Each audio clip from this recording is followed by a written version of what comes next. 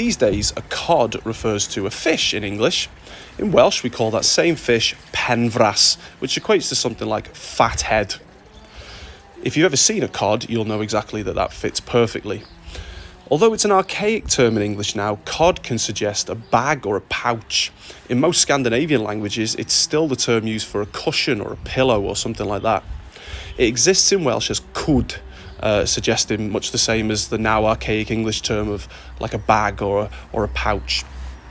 Now, you'd probably think I was changing the subject entirely when I tell you that caich is the Welsh word for a testicle. But if we add it to cwd, we add cwd to the end of caich, we get caichgwd, and that's our word for a scrotum, a testicle pouch.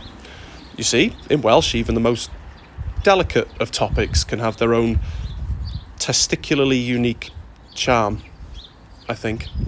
Fun fact, the word for to shave in Welsh is eillio. So I propose a mixture of caich and eillio to make ceillio as a verb for to shave one's scrotum. Who's with me?